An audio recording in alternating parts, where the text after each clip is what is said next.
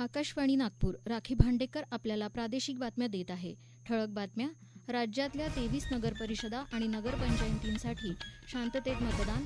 सावकारांचे racket Vidarbha आणि मराठवाड्यात सक्रिय. IPS अधिकाऱ्यांच्या नेतृत्वात तपास करण्याची काँग्रेस नेते विजय वडेट्टीवार यांची मागणी. नागपूर मनपा आयुक्त डॉ. अभिजित चौधरी यांनी मनपाच्या 10ही झोनसाठी 10 वरिष्ठ अधिकाऱ्यांची निवडणूक निर्णय अधिकारी म्हणून केली नियुक्ती.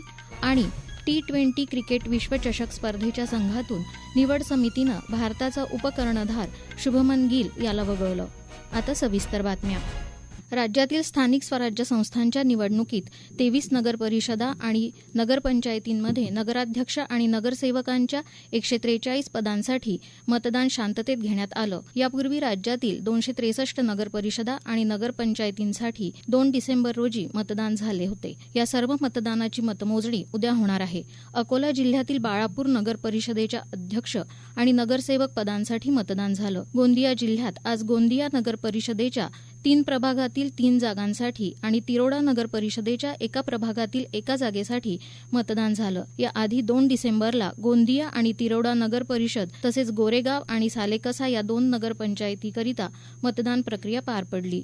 यवतमाळ नगर परिषदेच्या निवडणुकीत नगराध्यक्षपदासाठी भाजप उमेदवार असलेल्या प्रियदर्शनी उईके यांनी सहकुटुंब मतदानाचा हक्क बजाविला. त्यांचे वडील आदिवासी विकास मंत्री अशोक उईके आणि आईसोबत त्या मतदान केंद्रावर पोहोचल्या. वर्धा नगर परिषद तसंच बुलढाणा जिल्ह्यात देखील मतदान नीट पार पडलं. जनतेचा कौल स्पष्टपणे भाजप महायुतीच्या बाजूने असून प्रचारादरम्यान मतदारांचा कलही त्यांच्याकडे दिसून येत आहे. त्यामुळे नगरपालिका तसेच आगामी महापालिका निवडणुकात भाजपा महायुतीचा मोठा विजय निश्चित असल्याचं मत महसूल मंत्री आणि नागपूर अमरावती जिल्ह्याचे पालकमंत्री चंद्रशेखर बावनकुळे यांनी व्यक्त केलं. नागपूर इथं प्रसारमाध्यमांशी संवाद साधताना त्यांनी यापूर्वी भाजपाकडे नसलेल्या अनेक नगरपालिकाही यावेळी भाजप महायुतीकडे येतील असा विश्वास व्यक्त केला. काही ठिकाणी मैत्रीपूर्ण लढत होईल असंही त्यांनी स्पष्ट केलं. ज्या ठिकाणी खूप जास्त कार्यकर्ते आहेत सर्व पक्ष मिळून, त्यामुळे तेवढ्या सीटमध्ये ते पूर्ण होऊ शकत नाही, लढू शकत नाही. अशा वेळी मात्र वेगवेगळा लढण्याचा काही ठिकाणी राष्ट्रवादी, काही ठिकाणी तर महायुतीत लढतोय शिवसेना भाजपा, पण ज्या ठिकाणी खूप जास्त संख्या होते त्या ठिकाणी मात्र मैत्रीपूर्ण लढत होईल. आणि त्यामुळं ज्या ठिकाणी मैत्रीपूर्ण लढत होईल त्या ठिकाणी मात्र आम्ही कुठलेही मनभेद होणार नाही, असं कुठलंही वक्तव्य आणि निवडणुकीमध्ये असं कुठलंही कार्य आमच्याकडनं होणार. मनरेगा कायदा हा ग्रामीण, गरीब, वंचित आणि श्रमिकांसाठी क्रांतिकारी ठरला होता. मात्र गेल्या 11 वर्षात मोदी सरकारनं तो कमकुवत केल्याचा आरोप काँग्रेस अध्यक्षा सोनिया गांधी यांनी केला आहे. महात्मा गांधींचे नाव वगळून आणि कोणतीही चर्चा न करता मनरेगाची रचना बदलणे म्हणजे ग्रामीण गरिबांच्या रोजगाराच्या अधिकारावर हल्ला असून काँग्रेस या कायद्याविरोधात ठामपणे लढणार असल्याचं पक्षानं स्पष्ट केलं. ईडी अर्थात सक्तवसुली संचालनालयानं नॅशनल हेरॉल्ड प्रकरणी आरोपपत्र फेटाळण्याच्या कनिष्ठ न्यायालयाच्या निर्णयाला दिल्ली उच्च न्यायालयात आव्हान दिलं आहे. नॅशनल हेरॉल्ड प्रकरणात आर्थिक गैरव्यवहार झाल्याचा आरोप काँग्रेस नेत्या सोनिया गांधी, राहुल गांधी यांच्यासह इतरांवर ईडीनं आरोपपत्र दाखल केलं होतं. दिल्लीतल्या राऊज अॅव्हेन्यू न्यायालयानं हे आरोपपत्र फेटाळलं होतं. मात्र या प्रकरणी तपास सुरू ठेवण्याची मुभा दिली होती.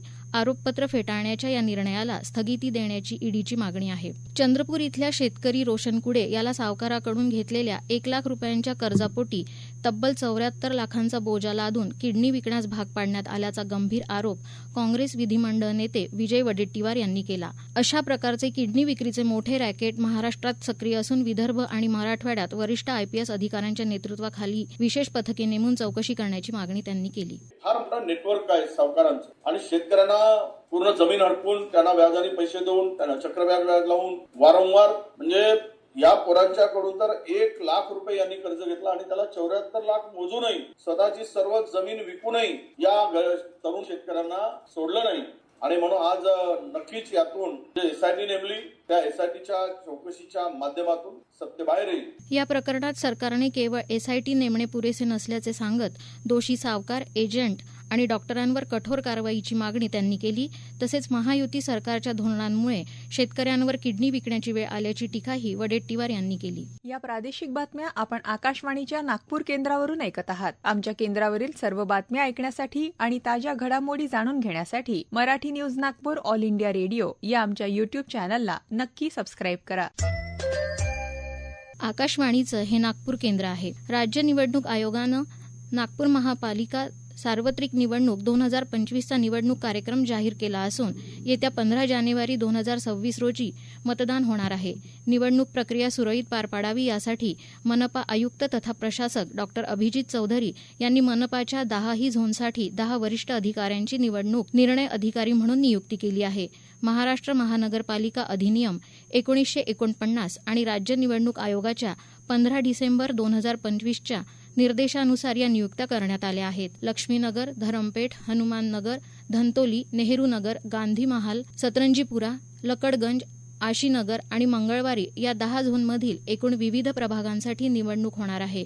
प्रत्येक झोनमध्ये निवडणूक निर्णय अधिकारी आणि सहाय्यक निर्णय अधिकारी म्हणून उपजिल्हाधिकारी, तहसीलदार, झोनचे सहाय्यक आयुक्त आणि कार्यकारी अभियंता यांची नियुक्ती करण्यात आली आहे. नामनिर्देशन पत्रे मंगळवार दिनांक 23 डिसेंबर 2025 ते सोमवार दिनांक 29 डिसेंबर 2025 या कालावधीत सकाळी 11 ते दुपारी 3 वाजेपर्यंत स्वीकारली जाणार आहेत.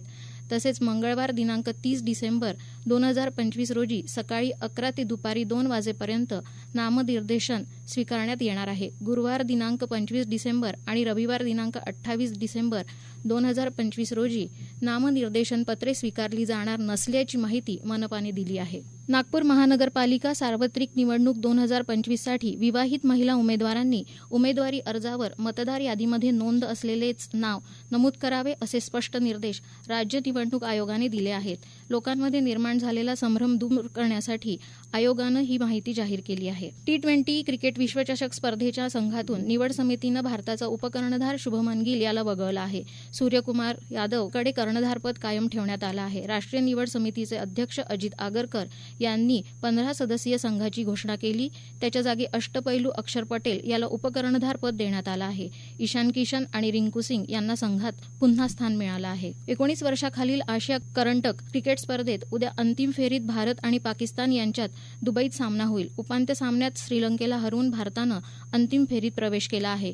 पावसामुळे कालचा उपांत्य सामना 20 षटकांचा झाला. श्रीलंकेनं विजयासाठी दिलेलं 139 धावांचं आव्हान भारतीय संघानं 18व्या षटकात केवळ 2 गडी गमावून पूर्ण केलं. दुसऱ्या उपांत्य सामन्यात पाकिस्तानच्या संघानं बांगलादेशवर 8 गडी राखून विजय मिळवला. हवामान विदर्भात आज गोंदिया जिल्ह्यात 8.2 अंश सेल्सिअस इतक्या किमान तापमानाची नोंद करण्यात आली, तर नागपुरात 8.6 अंश सेल्सिअस आणि यवतमाळ इथं 9 अंश सेल्सिअस इतक्या किमान तापमानाची नोंद करण्यात आली. दरम्यान दिल्ली आणि NCRमध्ये आज सकाळपासून दाट धुक्यामुळे दृश्यमानता शून्यावर आली असून रस्ते आणि हवाई वाहतुकीवर मोठा परिणाम झाला आहे.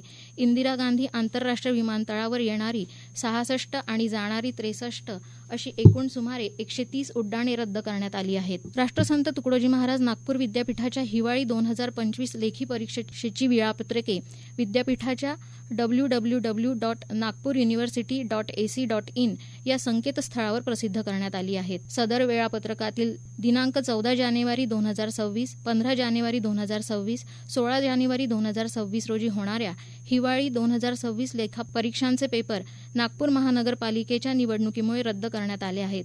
परीक्षा यापूर्वीच्या नमूद केलेल्या वेळापत्रकातील वेळेनुसार नियोजित परीक्षा केंद्रावर सुधारित वेळापत्रकानुसार घेतली जाणार आहे. शेवटी पुन्हा एकदा ठळक बातम्या.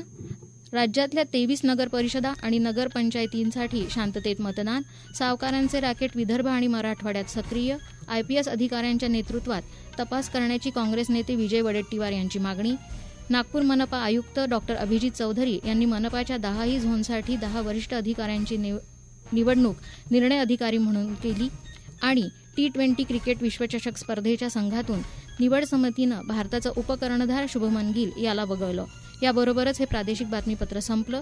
यापुढील ठळक बातमीपत्र थोड्याच वेळात 6:15 विविध भारतीवर प्रसारित होईल. नमस्कार.